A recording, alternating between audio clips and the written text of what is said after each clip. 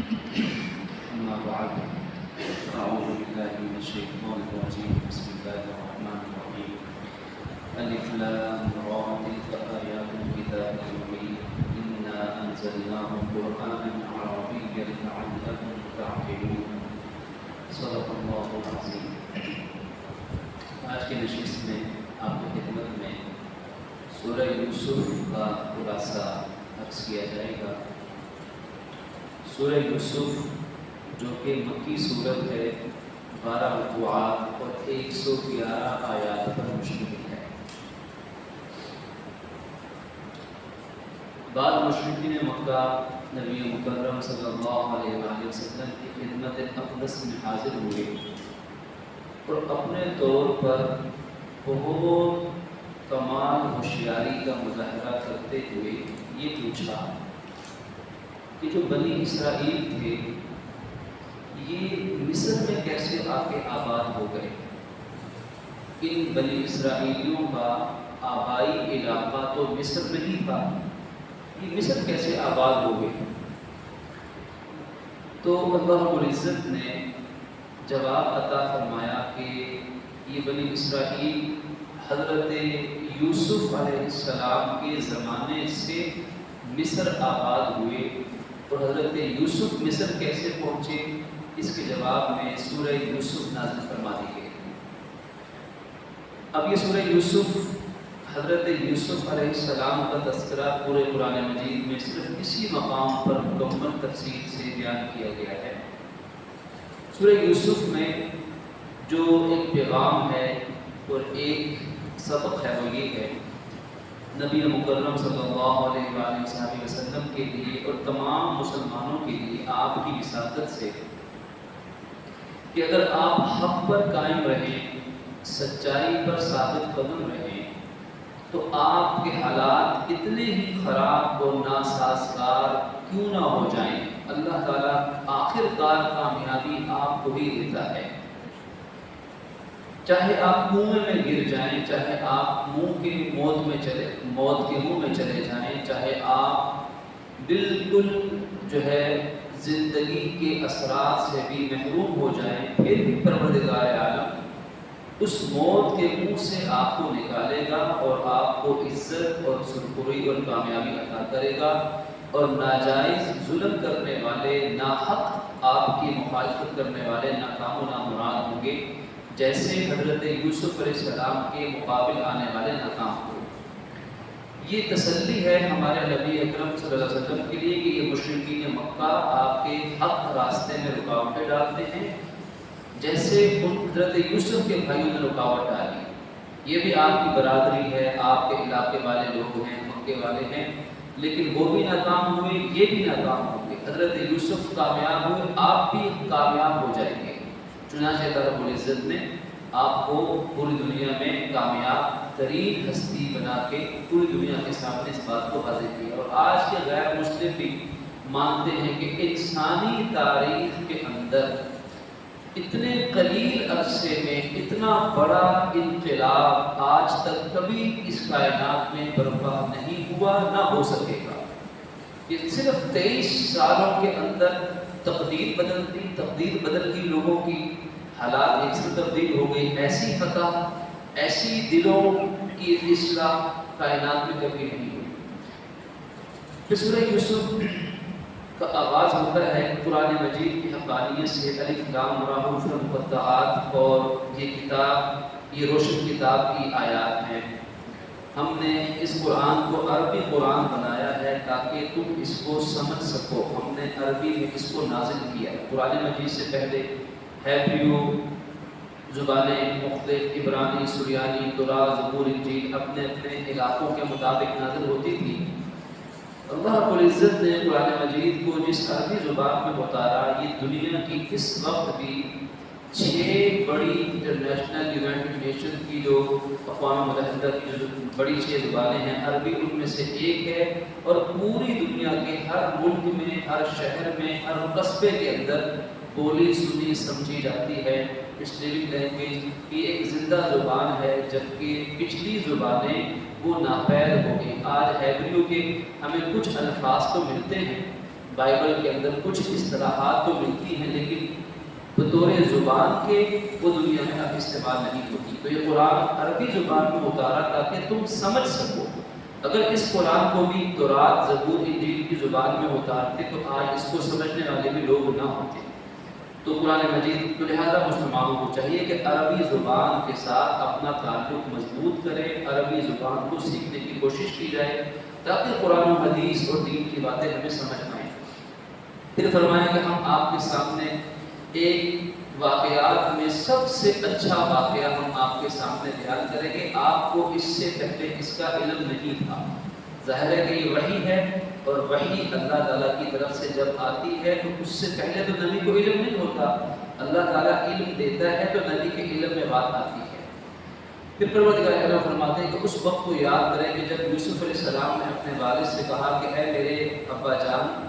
میں نے خواب میں دیکھا ہے کہ 11 کوكبا 11 ستارے ہیں، سورج ہے اور چاند ہے، رأیت لی ساجدین، انہیں کیا دیکھتا ہوں کہ سب وہ مجھے سجدہ کر رہے ہیں، میرے سامنے جھک رہے ہیں. اب یہ خواب کب دیکھا؟ چھوٹے سے معصوم بچے ہوں گے، یہی 5 6 7 سال 8 سال عمر ہوگی، شاید اس سے بھی کم ہو. چھوٹے معصوم بچے ہیں، اس وقت یہ خواب دیکھا. حضرت یعقوب علیہ السلام پیغمبرانہ بصیرت رکھتے ہیں، نبی ہیں، پیغمبر ہیں. تو خواب دیکھتے فرمایا کہ بیٹے یا بنیا، میرے پیارے بیٹے، لا تقصص رؤیاک علی اخوتک، دیکھو اپنا خواب اپنے بھائیوں کے سامنے بیان مت کرنا. یہ حضرت یوسف علیہ السلام کے سوتیلے بھائی تھے، دوسری والدہ سے تھے اور عمر میں ان سے کافی بڑے تھے. تو والد نے اپنے بھائیوں کے سامنے اس خواب کو بیان کرنے سے منع کیا. فَيَكِيدُوا لَكَ كَيْدًا، کہیں وہ تمہارے لیے کوئی فریب، کوئی سازش نہ کرنے لگ جائیں، کیونکہ اس خواب کے اندر سرداری اور برتری کا اشارہ ہے کہ تمہیں اللہ بادشاہت یا سرداری یا بڑا مقام عطا کرے گا. تو کہیں یہ نہ ہو کہ وہ بھائی اس مقام میں رکاوٹ ڈالنے کی کوشش کرے. معلوم ہوا کہ اگر کوئی ایسی خوشخبری کسی کو ملے جس کے بارے میں خدشہ ہو کہ لوگ اس پر حسد کریں گے یا برادری حسد کرے گی، تو اس خوشخبری کو حسد سے بچنے کے لیے، آپس میں جھگڑے اختلافات سے بچنے کے لیے اگر ذکر نہ کیا جائے تو یہ عین حکمت کے مطابق ہے. پھر حالات گزرتے گئے اور حضرت یعقوب علیہ السلام کے ان بیٹوں نے آخر کار جب یہ محسوس کیا کہ حضرت یعقوب حضرت یوسف سے بڑا پیار کرتے ہیں، تو دل میں شیطان کو لگا ہے، اس نے ان بھائیوں کے دل میں حسد پیدا کیا. چنانچہ ان بھائیوں نے کہا کہ ہم جوان ہیں، ہم سارے کام کاج کرنے والے، نحن عصبہ، ہم تو طاقتور جوان ہیں، وہ کل کا چھوٹا سا بچہ کسی کام پر نہیں ہے، تو وہ ہم سے کیسے مقام میں بازی لے گیا. یہ حسد ہے کہ آدمی کسی کی خوبی کی وجہ سے یہ تمنا کرنے لگ جائے کہ یہ خوبی اس سے چھن کے مجھے ملے، مجھے نہیں ملتی تو کم از کم اس کے پاس بھی نہ رہے. اب جو کمال اور خوبی حضرت یوسف میں تھی اللہ نے رکھی تھی، وہ ان بھائیوں کے پاس تو نہیں تھی، تو انہیں قبول کرنا چاہیے تھا کہ ٹھیک ہے حسد نہ کرتے، اللہ تعالیٰ ان کو اور عطا کر دے گا اس کو اپنے خزانے میں سے. لیکن حاسد کی فطرت میں یہ ہے کہ وہ اپنی نعمتوں کے بجائے جو اس کو ملی ہوتی ہیں ان نعمتوں کے بجائے دوسروں کی نعمتوں پہ نظر رکھتا ہے اور وہ حسد کے مارے جلتا رہتا ہے. چنانچہ انہوں نے ایک منصوبہ بنایا. منصوبہ یہ بنایا کہ ایسا کرتے ہیں کہ یوسف کو ہم کھیلنے کے بہانے ساتھ لے جائیں گے اور وہاں سے کہیں اس کو ٹھکانے لگا دیں گے. پھر یوسف نہ رہے گا، یوسف نہ ہوگی اس کی محبت دل میں والد کے، تو ہم ہی سب کچھ ہوں گے اپنے باپ کے لیے. چنانچہ یہ بھائی جب اپنے حضرت یوسف علیہ السلام کو لے کر جانے لگے تو والد نے کہا کہ دیکھو میرے اس بیٹے کا خاص خیال رکھنا، کیونکہ آپ محسوس کر رہے تھے نبوت کی بصیرت تھی. یہ بھائی چلے گئے اور آخر کار ان بھائیوں نے آپس میں طے کیا کہ اب ہم کیا کریں. کسی نے کہا کہ مار دو، کچھ تھوڑا درخت نکل کا مارو نہیں بلکہ اٹھا کے کنویں کے اندر ڈال دو. اب وہ کنواں کیسا تھا، کتنی گہرائی تھی، اللہ بہتر جانتا ہے، مختلف باتیں ہیں. باہر کہہ ان بھائیوں نے حضرت یوسف کو اٹھایا اور کنویں کے اندر ڈال دیا اور پھر انہوں نے حضرت یوسف کا جو کرتا تھا، جو حضرت یوسف کی قمیص تھی، اس کو پکڑا اور وہاں سے کوئی جانور، کوئی بھیڑ بکری کوئی پکڑا ہوا اس کو ذبح کیا، اس کو ذبح کر اس کا جو خون تھا وہ اپنے بھائی کے کرتے کے اوپر لگا دیا۔ اب یہ کرتا ہو گیا لہو لہان۔ اب پورا انہوں نے پورا پلان کیا۔ اب جب گھر پہنچے اور گھر پہنچ کر رونا شروع کر دیا، وَجَاءُوا أَبَاهُمْ عِشَاءً يَبْكُونَ، رات گئے لیٹ نائٹ گھر پہنچے اور جا کر رونے لگے، ہائے ابا جان، ہائے ابا جان، ہائے یوسف۔ قالوا یا ابانا، بولے ہیں ہمارے ابا جان، ہم کھیلنے گئے تھے، ہم کھیل میں دوڑ میں مصروف تھے، دوڑ ریس لگا رہے تھے، دوڑ رہے تھے، اور ہم نے یوسف کو پیچھے چھوڑا تھا اپنے سامان کے پاس۔ تو پھر ہوا کہ فَأَكَلَهُ الذِّئْبُ، ایک بھیڑیا آیا اور اس نے یوسف کو حملہ کر دیا، اٹھا کے لے گیا، اس یوسف کو بھیڑیا کھا گیا۔ وَمَا أَنْتَ بِمُؤْمِنٍ لَنَا، اور ساتھ دیکھیے کہ وہ جھوٹ کس درجے کا کہا کہ ہمیں پتہ ہے کہ تم ہمارے ابا جان، آپ ہماری بات پہ یقین نہیں کریں گے،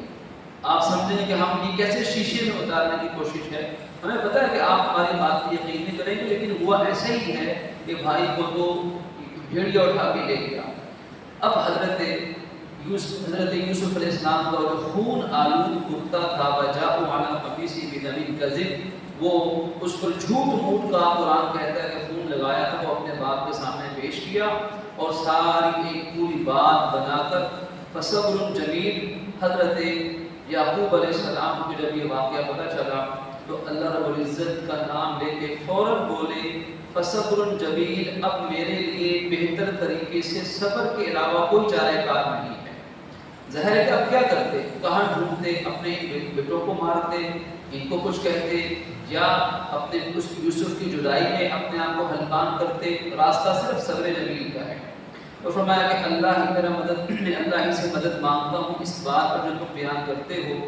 پھر اب اللہ رب العزت نے حضرت یوسف علیہ السلام کے لیے اپنا ایک پورا نظام چلایا۔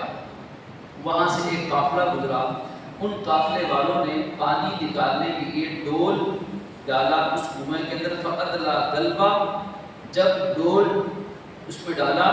تو بجائے پانی نکلنے کے جب اس بندے نے ڈول کھینچا تو قرآن کہتے ہیں یا بشرا ھذا غلام،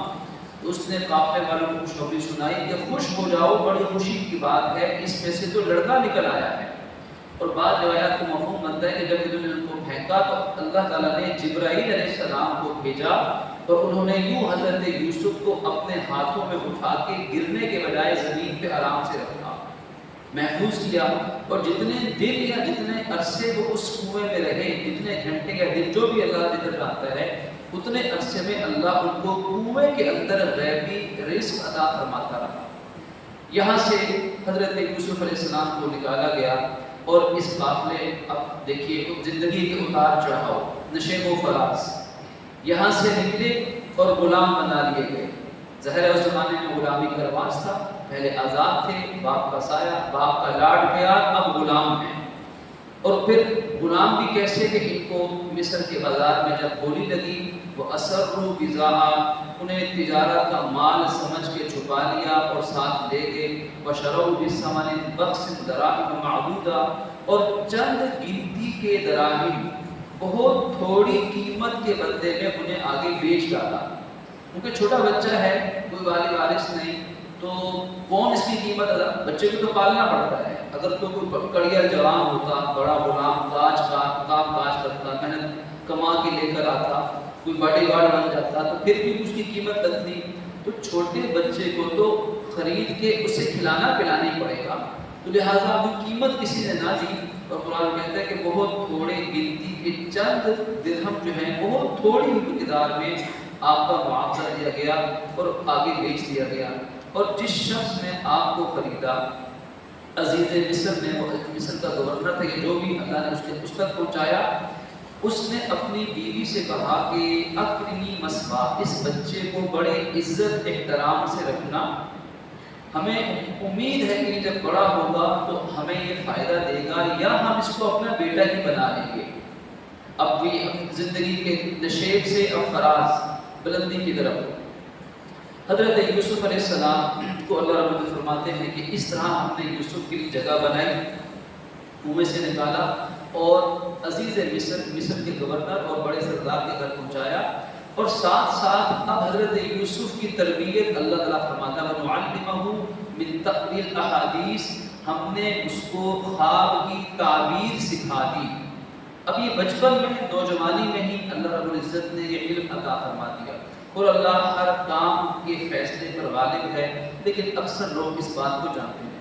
جب حضرت یوسف علیہ السلام جوانی کو پہنچے، آتیناہ حکما وعلما، ایک نوجوان، آئیڈیل نوجوان، ینگ جنریشن کے لیے ناحیہ عمل،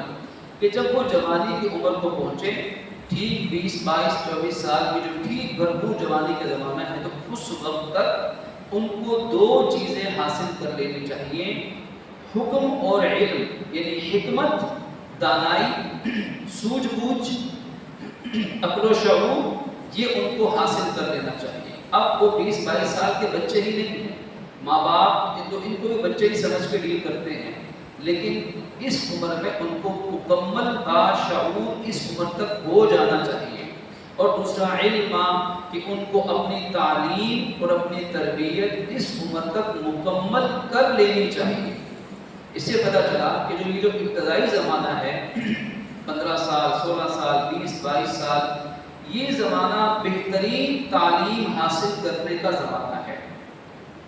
باقی کام کاج ساری زندگی چلتے رہتے ہیں، لیکن تعلیم کے لیے سب سے سنہری دور، چاہے وہ تعلیم دنیا کی عصری تعلیم ہے، چاہے وہ تعلیم دین کی تعلیم ہے۔ تو اپنے اولادوں کو جب ہم ان کی زندگیوں کو پلان کریں، تو ہم یہ کوشش فرمائیں کہ ان کے 20 22 سال کی عمر تک جہاں ان کی دنیا کی تعلیم، عصری تعلیم مکمل ہو، وہاں ہم دین کی تعلیم بھی اس عمر تک ان کو مکمل کسی طرح دلوا دیں۔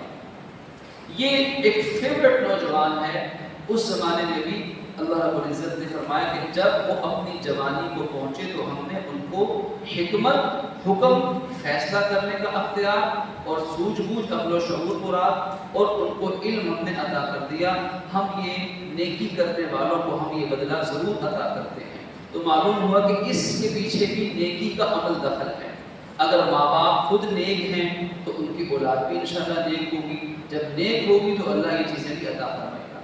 پھر قصہ مختصر، اللہ رب العزت نے اس بات کو اختصار سے فرمایا کہ پھر وہ وقت آیا کہ جب عزیز مصر کی بیوی کی نیت میں فتور آ گیا، اور اس نے پھر بہانہ بنا کے دروازے سارے بند کروا دیے اور برائی کی دعوت دی۔ اس موقع پر حضرت یوسف علیہ السلام نے وہ فرمایا جو آج بھی ہر مسلمان بچے کو، اولاد کو، مسلمان کو یہ جملہ،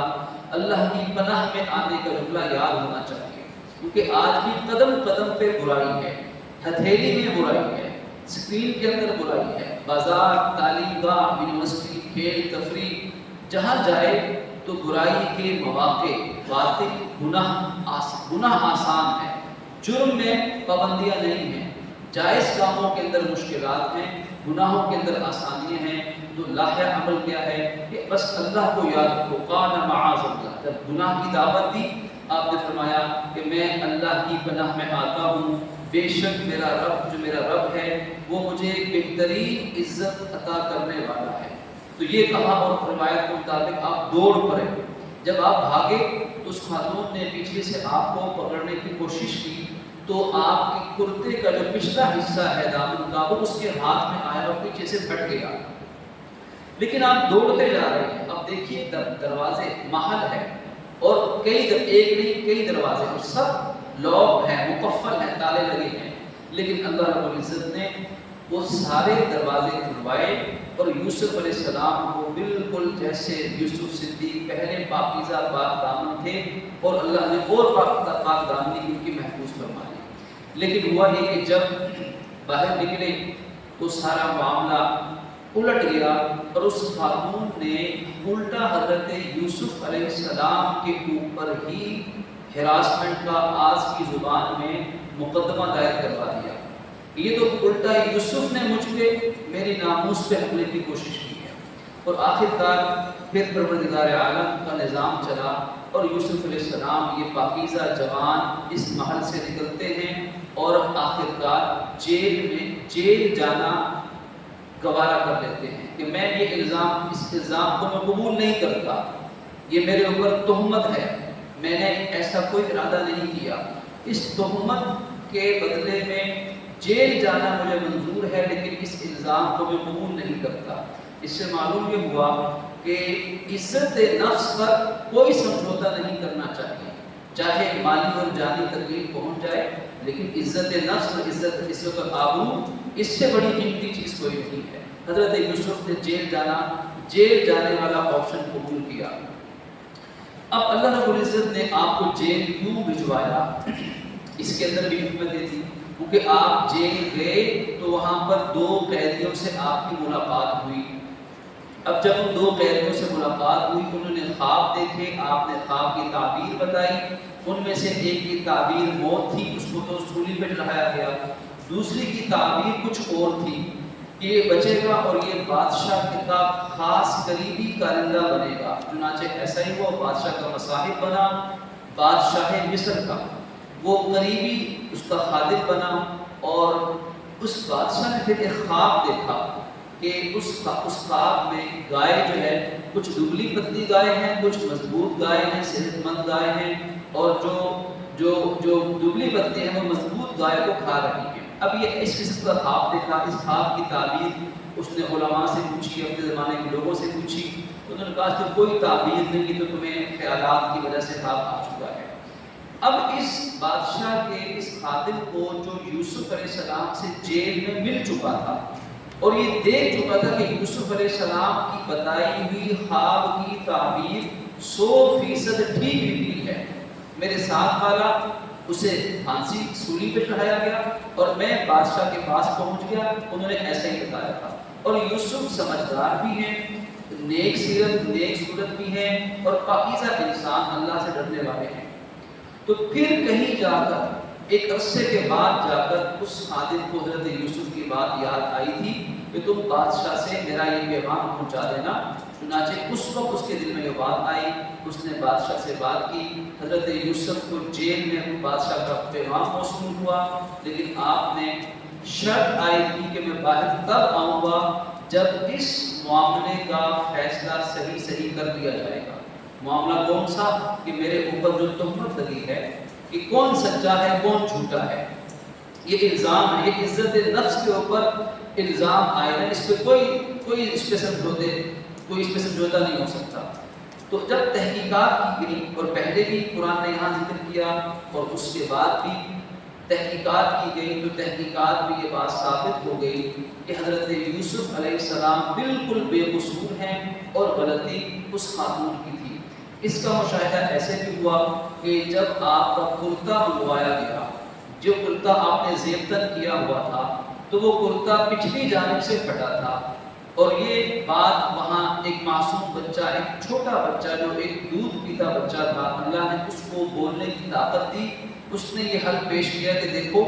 ایسے کرو، اگر یہ کرتا اگلی جانب سے پھٹا ہوگا تو یوسف جھوٹا عورت سچی، اگر یہ پچھلی جانب سے پھٹا تو یوسف سچا عورت جھوٹی۔ جب وہ کرتا دیکھا گیا تو وہ کرتا پچھلی جانب سے پھٹا تھا، حضرت یوسف علیہ السلام کی صداقت کی گواہی ملی، اور آخرکار اس خاتون نے یہ اقرار کیا کہ غلطی میری ہی تھی اور یہ ساری سازش میں نے ہی رچائی تھی۔ اب دیکھیے حضرت یوسف علیہ السلام کا کرتا بڑا عجیب ہے، اس کرتہ یوسفی پہ باقاعدہ علماء نے بڑے بڑے نکات بیان کیے۔ کہیں یہ کرتا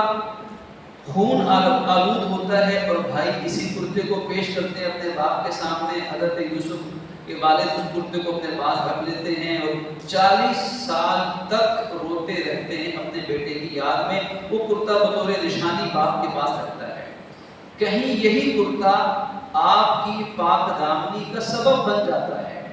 اور آپ بری اس الزام سے باعزت طریقے سے بری ہو جاتے ہیں، کرتا ثبوت کے طور پہ آ رہا ہے۔ اب یوسف علیہ السلام جب اس مختصر کے بادشاہ کے مقام تک پہنچے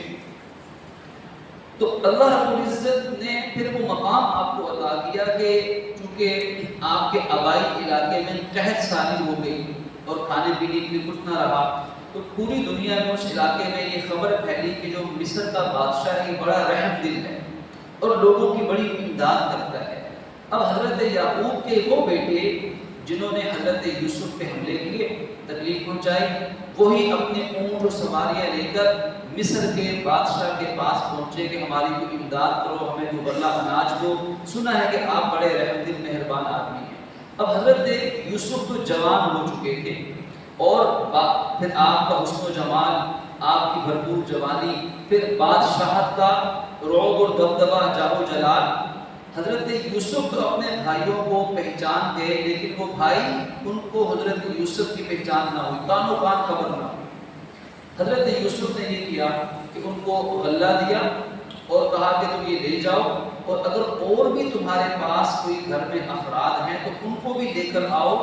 پھر تمہیں دوبارہ غلہ دے دوں۔ اب آپ کی نیت یہ تھی کہ حضرت یوسف کا جو بھائی تھا بنیامین، جن کا نام بتایا جاتا ہے، جو ماں شریف کے دونوں کی والدہ ایک تھی، بھائیوں کی والدہ دوسری تھی، اگلی مرتبہ وہ بھائی اس بھائی کو بھی، بنیامین کو بھی ساتھ لے آئے۔ حضرت یوسف علیہ السلام نے، اللہ پاک فرماتے ہیں کہ ہم نے دل میں تدبیر ڈالی اور یوسف علیہ السلام نے اپنے بھائی بنیامین کو ایک حکمت کے طریقے کے ساتھ اپنے پاس ہی محل میں روک دیا اور کہا کہ دیکھو میں تو اس کو اب یہاں سے جانے نہیں دوں گا۔ اب یہ بھائی پھر یہاں سے ناکام پہنچے والد کے پاس، اور والد نے کہا کہ ابا جان آپ ابھی بھی ہمارا یقین نہیں کریں گے، پہلے تو یوسف گیا تھا، اب بنیامین بھی چلا گیا ہے۔ پوچھا کیا ہوا؟ جی بنیامین نے چوری کی ہے، اور چوری کی سزا کے طور پر بادشاہ مصر نے اس بنیامین کو اپنے پاس رکھ لیا ہے کہ ان کا قانون یہ ہے کہ جو چوری کرتا ہوا پکڑا گیا تو وہ ان کے پاس، ان کے ملک میں ہی رہے گا، ان کی خدمت میں رہے گا۔ اب حضرت یعقوب علیہ السلام کو دوسرا صدمہ ملا، دوسرے بیٹے، کیونکہ پہلے بھی یہ دیکھ چکے تھے کہ بھائیوں نے کیا، اب اس مرتبہ بھائی سچے تھے، لیکن ان کی بات کا اعتبار، حضرت یعقوب نے کہا کہ انما اشکو بثی وحزنی الی اللہ، میں تو اپنا ہر غم، ہر دکھ اپنے رب کی بارگاہ میں ہی صرف پیش کرتا ہوں۔ چنانچہ حضرت یعقوب علیہ السلام، اب وہ بھائی دوبارہ اسی طرح نے پہنچے، ساری بات چیت ہوئی اور ان بھائیوں کو پتہ چلا کہ حضرت یوسف میرا جو بھائی تھا یہی بادشاہ مصر ہے۔ پھر حضرت یوسف علیہ السلام نے، اب یہ تیسری مرتبہ تذکرہ آیا کرتہ یوسفی کا۔ حضرت یوسف علیہ السلام، بھائی بڑے شرمندہ، باہر گئے، یوسف علیہ السلام نے اپنا کرتا دیا اور کہا کہ یہ کرتا لے جاؤ اور ہمارے والد یعقوب کے سر پہ اور آنکھوں پہ رکھنا، وَبِيَضَّتْ عَيْنَا، رو رو کر ان کی آنکھوں کی بینائی چلی گئی تھی، لیکن جب یہ کرتا تم ان کی آنکھوں سے لگاؤ گے تو ان کی نگاہ اللہ بحال فرما دے گا۔ اب آپ دیکھیے کہ مصر سے وہ بھائی کرتا لے کے نکلتے ہیں اور حضرت یعقوب علیہ السلام کو کئی سو میل دور اس کرتہ یوسفی کی خوشبو آنا شروع ہو جاتی ہے، اور آپ کہتے ہیں کہ میں تو اس وقت اس کرتے کی خوشبو محسوس کر رہا ہوں۔ وہ کرتا وہاں پہنچتا ہے، حضرت یعقوب کی نگاہوں پہ لگایا جاتا ہے، ان کی بینائی اللہ دوبارہ روشن فرما دیتا ہے۔ اب وہ بھائی کہتے ہیں کہ ابا جان آپ کو خوشخبری ہو کہ وہ ہمارا بھائی جو یوسف تھا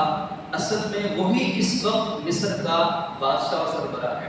ہمیں بھائی نے بلا لیا ہے، اب ہم چلتے ہیں۔ چنانچہ یعقوب علیہ السلام اور ان کا پورا خاندان وہاں سے نکلا، وہ بھائی چلے، حضرت یوسف نے خود آگے آ کر ان کا استقبال کیا اور پھر اپنے بھائیوں کو لے کر محل میں پہنچے، اور پھر جب حضرت یوسف علیہ السلام اپنے پورے حسن و جمال اور جاہ و جلال کے ساتھ ان کے سامنے آئے تو وہ بے اختیار سجدے میں گر پڑے اور فرمایا کہ اے ابا جان دیکھیں یہ وہ میرے بچپن کی خواب کی تعبیر تھی جو اب یہاں پوری ہو رہی ہے۔ اب خلاصہ یہ کہ سورہ یوسف کے اندر اللہ رب العزت نے بہت ساری باتوں کو بیان کرنا ہے۔ پہلی بات، حق پر قائم رہنے والے ہمیشہ کامیاب رہتے ہیں اللہ کی مدد سے۔ دوسری بات یہ کہ باپ کو اپنی اولاد کے اندر محبت اور انصاف سے کام لینا چاہیے، غلطی کے باوجود اولاد کو اپنے سے بالکل الگ نہیں کر دینا چاہیے۔ حضرت یعقوب اگر چاہتے تو اپنے بیٹوں کو بالکل الگ کر دیتے، آپ کر دیتے کہ بھئی اب تمہارا مرنا جنا گھر سے نکل جاؤ، ان کو گھر سے نکال دیتے، لیکن یعقوب علیہ السلام نے اس بڑے اقدام پر بھی صبر کیا اور اپنی اولاد کی تعلیم اور تربیت سے مایوس نہیں ہوئے، آج کے دور کا بہت بڑے مسئلے کا حل ہے۔ آج بے شمار والدین ایسے ہیں جو اپنی اولادوں کی تربیت سے دل برداشتہ ہو کر مایوس ہو چکے ہیں کہ نہیں اب ان کی تربیت نہیں ہو سکتی۔ حضرت یعقوب کا یہ قصہ بتاتا ہے کہ آپ مایوس نہیں ہوئے، اپنے بیٹوں کے لیے دعائیں مانگتے رہے،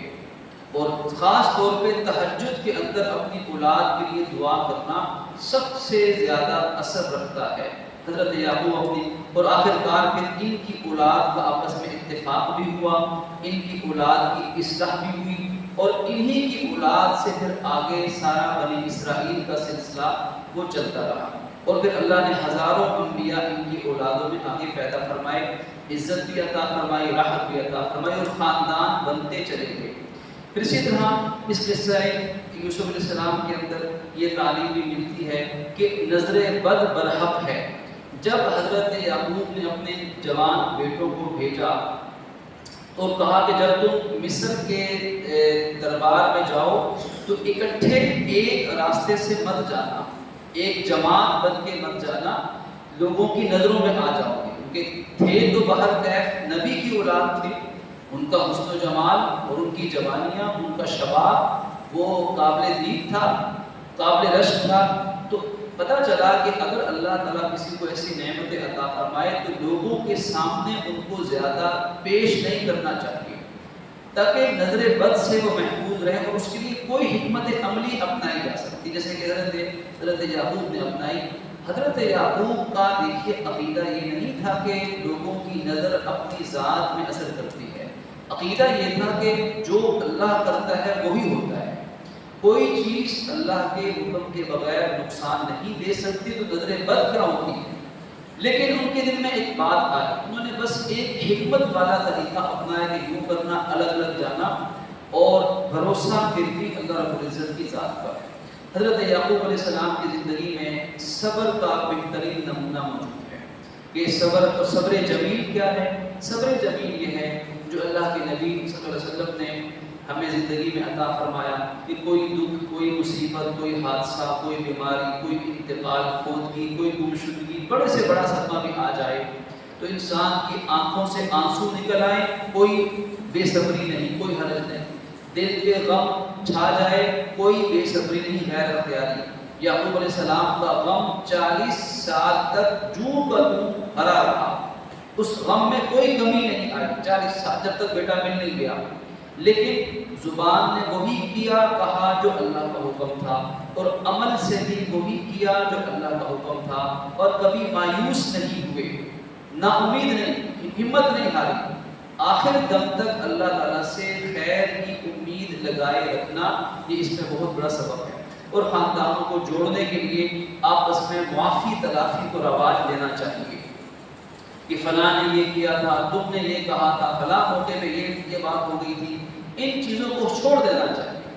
یہ گڑے مردے جب تک انسان اکھیڑتے رہیں گے تب تک خاندان کبھی نہیں جڑیں گے۔ ایک غلطی ہوگی، اس سے 10 ناراضگیاں اور پیدا ہو جائیں گی،